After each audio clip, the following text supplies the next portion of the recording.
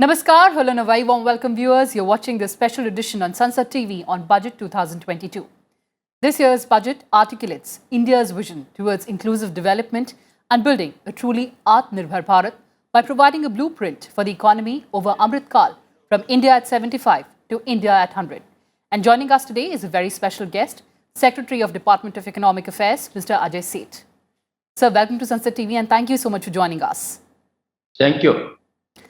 So this year's budget, there was a conscious effort to nurture growth without drastically moving away from the fiscal consolidation paths. How well do you think the economy is prepared for any further mutating strains of the COVID virus that may emerge and the changing geopolitical scenarios and situations that can adversely impact the oil prices? Thank you. Now, in the past 2 years, a very huge amount of effort by central government, state governments, community organization has gone in to build capacity to take it on and take care of the health infrastructure. And we are in a far stronger position that in the event of any further strain of the COVID were to occur. Though, of course, we hope that doesn't happen. But in terms of health infrastructure and capability services, we are fully prepared. On the second question which you have asked, second part on the changing global scenario, political scenario which may happen.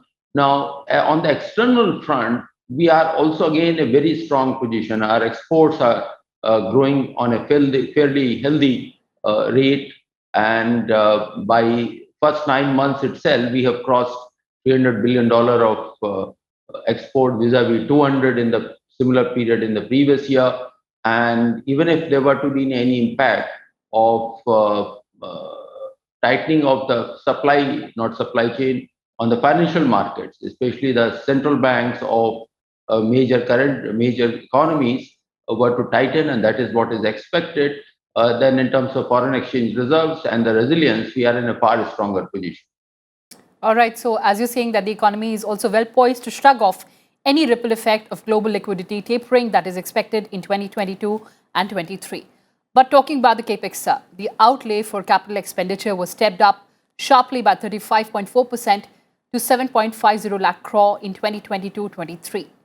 Well, one would agree that there will be a multiplier impact, but post the onslaught of the pandemic, what kind of impact will it have on consumption in the short and particularly in the medium term? See, the answer lies in your question itself. The moment we talk about a multiplier effect, which is a well-established, well-researched outcome, which have been noted across economies and including in the Indian economy, now increase spend on infrastructure and the investment which takes place, first cycle, it leads to more increased demand for goods in terms of steel, cement, and so on, and machinery, which goes into the building capital infrastructure. And that leads to a cycle of generating employment. And once that employment cycle starts, then the people get the confidence and then they start spending. And one should be clear about this thing that one part of private demand, consumption demand, not reaching to the level which was the pre-pandemic is also a bit of an uncertainty about the future. But when there are signals into the economy like this one is a very strong signal, government investing quite a bit in the investment side, then that gives the confidence and then the people come forward and meet their consumption needs. But Mr. Seth, the virtual cycle of investment requires public investment to crowd in private investment. In 2021 as well, the RBI said in an article that private investment was missing in action at a time when all engines of aggregate demand had begun firing to boost economic growth. What do you think is the reason for muted private investment, and what would change with Budget 2022? See, the one reason which is there that in terms of the capacities, if the economy is performing where the demand on the consumption side just about the same order as the production capability, that leads to inflationary scenario. There is always bound to be some gap between what the economy can produce and what gets consumed. But in terms of major industries, there is a gap of unutilized capacities which are there. And so they are a bit hesitant to put further money into the expansion projects. Now, one should also be clear about this thing that as the economy has come out very clearly out of the pandemic, it takes time for even private sector to invest and expand their capacities. So anywhere from 12 months to 18 months, and that investments have start coming on. There are early signs that those investments have start flowing in. But our assessment is that this capital investment will give a further boost and will crowd in private investment much more strongly than in the past. So the budget also says that 60 lakh new jobs will be created under the productivity-linked incentive scheme in the 14 sectors. Now, industry was also clamoring that more employment-intensive sectors be brought under the purview of the PLI schemes. What is your assurance to them? See, the original approved were 13 sectors, and then the drone domestic production was added. So now the number is 14. But these sectors were chosen very, very carefully. These are the ones wherein there is a potential for high employment. The second one, these are the sectors where our consumption demands are quite substantial, and we would like those production to happen in India in line with our goal of Atmanirbhar Bharat, and not just meet our demands or our consumption needs, but also to supply to the overseas markets. Now, the focus is whatever has been chosen with a lot of care. Now, the entire government machinery is geared for to deliver it 100%, and there have been extremely good response in terms of interest being shown. All the rules are out, all the applications have been cleared, except for few sectors which are left. So we are hopeful of these numbers getting realized as planned. And as it is expected that the PLI scheme will also have a huge multiplier impact on the economy. But talking about another important takeaway, and perhaps taxation on crypto assets was one of the biggest takeaways.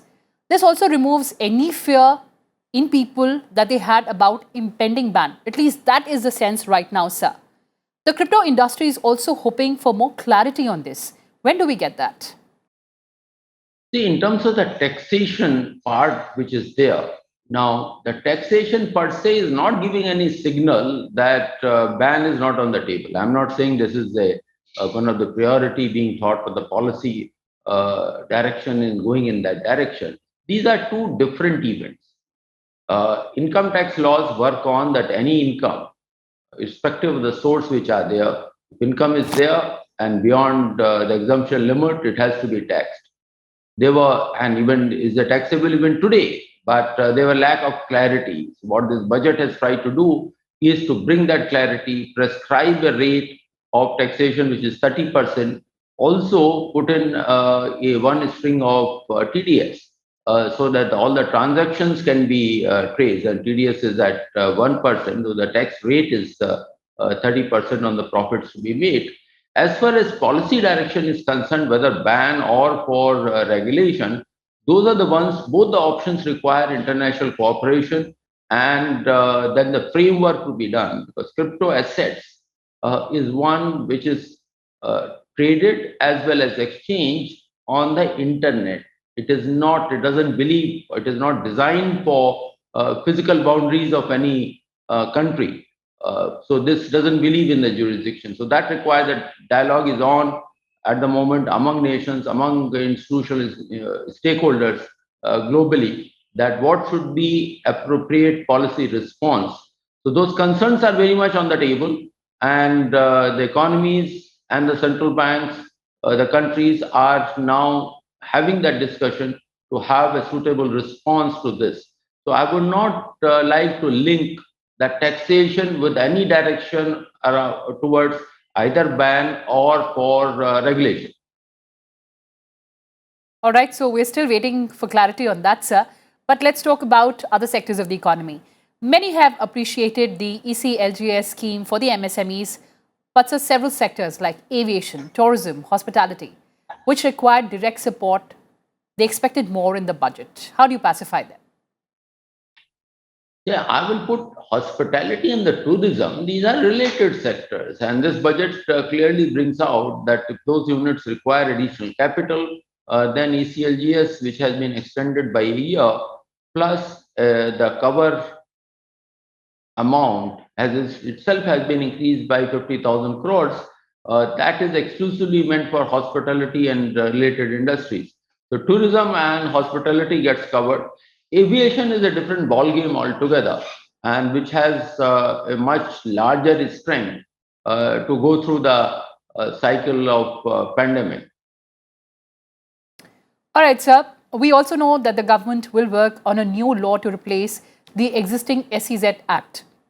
Baba Kalyani Committee had underscored the need to change the SEZ policy completely. It has to be WTO compliant. What are the anomalies to be corrected, and what do we expect from the new SEZ Act? There are two aspects. One was relating to the custom-based simplification and toning up the administration.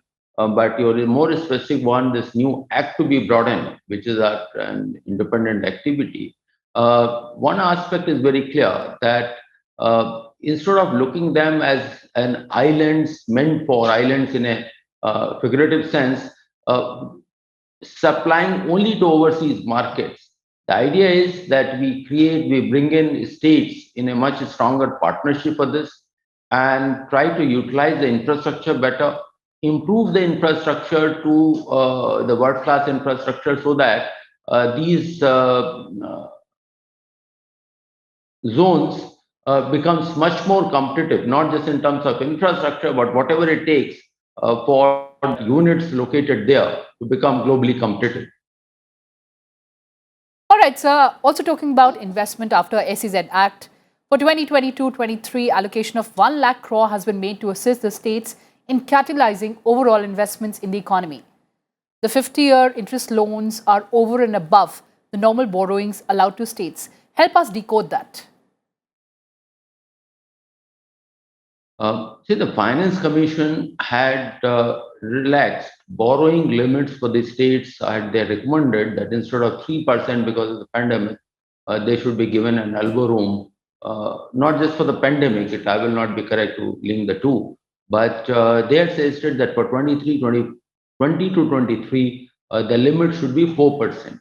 And so that has been allowed, and of which 5%, 0.5% is for the power sector reforms. Remaining 3.5% is untied. Now, that's one part. The second part is this assistance of 1 lakh crore rupees, which is proposed to be given during the course of the year. These are the 50-year loans, interest-free loans. So this is almost like for like almost like a grant. But these are the loans for the better utilization and providing a linkage. This has been structured as a 50-year loan. Now that 50,000 crore is, this 1 lakh crore, 1 lakh. which is a 50-year loan, is over and above the 4% limit. 4% of GSDP, which is state can borrow from market borrowings or from any other source. All right, so that is another step for further fortifying cooperative federalism in the country. And moving on and talking about startups, particularly in the banking sector, so 75 digital banking units in 75 districts would come up. What would it mean for the fintech startups in the country? These district digital banking units set up in 75 districts will be set up by scheduled commercial banks. But in order to develop products and services being delivered digitally, they will need those technological support, those products to be developed, technology platforms to be developed. So they will be engaging with the fintech. It's not the fintech getting into and setting up. That the key word in that paragraph, the key phrase, that these will be set up by scheduled commercial banks. So it means business opportunities for fintech, but they have to provide those services to scheduled commercial banks. But Mr. Seth, while the budget underlined the government's commitment to the digital economy and infrastructure, people in the startup ecosystem also felt that it was a mixed bag, as they were expecting crucial reforms on foreign direct listing. How do you choose to respond to them? Uh, foreign direct listing, that is still very much under the consideration of the government, and this budget has not reached a conclusion. As we know that budget is an annual exercise, but some of these reforms do take time, get all stakeholders on board. So this is something we should expect something to happen, or the decision to happen during the course of the year. All right, Mr. Seth, before we sign off, the impact of this budget on growth, job creation, investment. See, this budget places a very high importance, and not just the importance, fully backed by resources to nurture the growth. In the past 2 years, first year, the economy, there was a setback, and then the second year, which is the current year, a very sharp recovery. But we have to nurture that recovery and keep that high level year after year, at least in the next few years, certainly, to nurture that growth. So very huge emphasis on the growth, and that growth leading to the job creation, not just in the infrastructure sector, but across the board. And this budget goes beyond the infrastructure per se, various other sectors like MSMEs, agriculture, use of the technology to deliver better in terms of the logistic efficiencies, in terms of getting the productivity efficiency of the economy much, much better. At the same time, it is attempting to gear various sectors to less carbon utilization path. That again is a number of initiatives which have been brought here. So while there are several areas which requires and which have been addressed for the short term, at the same time, this budget also looks at and provide allocations in the policy direction for the long term, which is the Amrit Kal. All right. So as they say, budget for India at 75, for India at 100. On that note, thank you so much for joining us, Mr. Seth. Thank you very much. Well, viewers, that's all we had for you in this edition. Thanks for watching and stay tuned to Sansad TV. Namaskar.